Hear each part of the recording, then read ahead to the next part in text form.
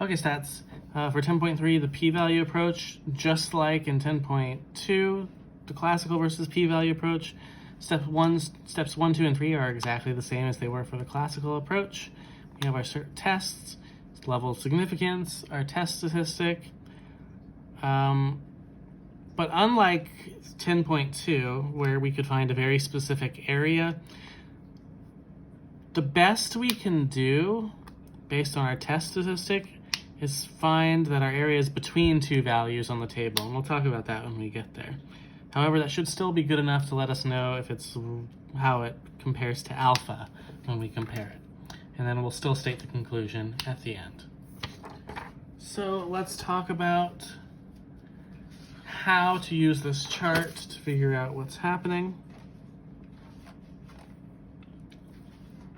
For a right-tailed test with 15 degrees of freedom and a test statistic of 1.78, use table 6 to find a range of values. Okay, so we have our test statistic of 1.78. Now you'll notice that there's not an exact 1.78 on the table. So we need to find 1.78 being between two values.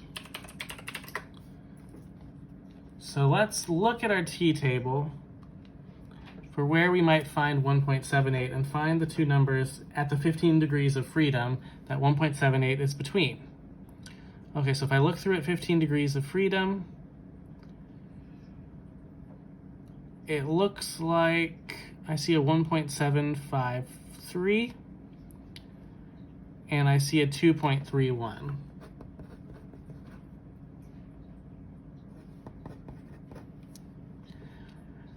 Okay, what do those correspond to in our one tail?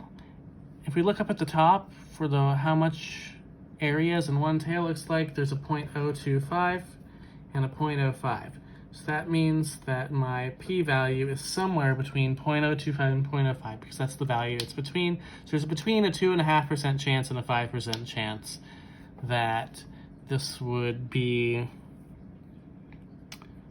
a possible t-score at 15 degrees of freedom. Now, for a two-tailed test with 15 degrees of freedom, we have the same idea, right? 1.78 is between 2.131 and 1.753. However, if it's a two-tailed test, we don't just consider 1.78 here, we also have to consider the negative 1.78. So if we use that area, 0.025 is less than p, which is less than 0.05. If it's between those two, again, since we have two tails, we actually have to double everything because there's twice as much data to consider. So that's really 0.05 is less than p is less than 0.1. So between a 5 and 10% chance if we're using both tails. So that's going to be important when we do the problem if we have a two-tailed problem. So let's try doing one of these.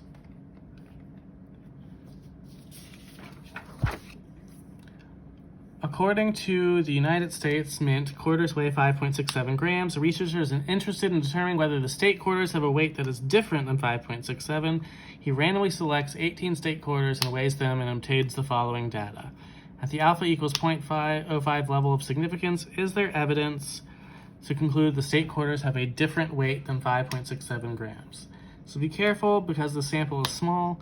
We need to verify our distribution is really normal and has no outliers so we can test. So let's see, what is our mu for this?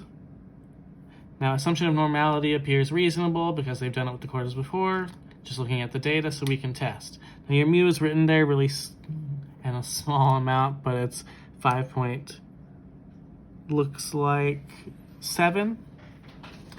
But we're expecting it to be 5.67, and our alternative hypothesis is mu is not 5.67, so this is a two-tailed test.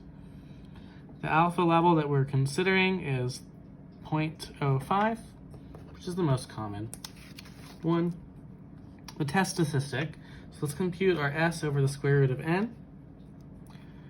According to this, our sample standard deviation looks like it was 0.05. It's hard to see, it's fuzzy, but it's 0.05 over the square root of 18. Now the 0.05 over the square root of 18 is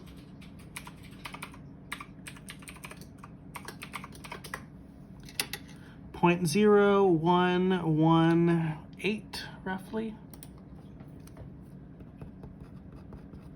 So what do I have to do with that? I need to compute my test statistic. It's my average, which on there is 5.7, minus 5.67 over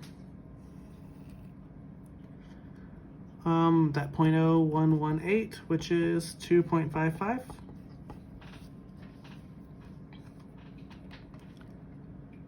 Okay, so what can we do with that? Let's go to step 4. We know our degrees of freedom is 17. Because we had 18 quarters, it's one less than that. And our t-score is 2.55. So we're going to try to find what 2.55 is between at 17 degrees of freedom. So if I look at 17 degrees of freedom, 2.55 is between 2.11 and 2.567. Now that's p-value is 0.01, looks like in 0.025.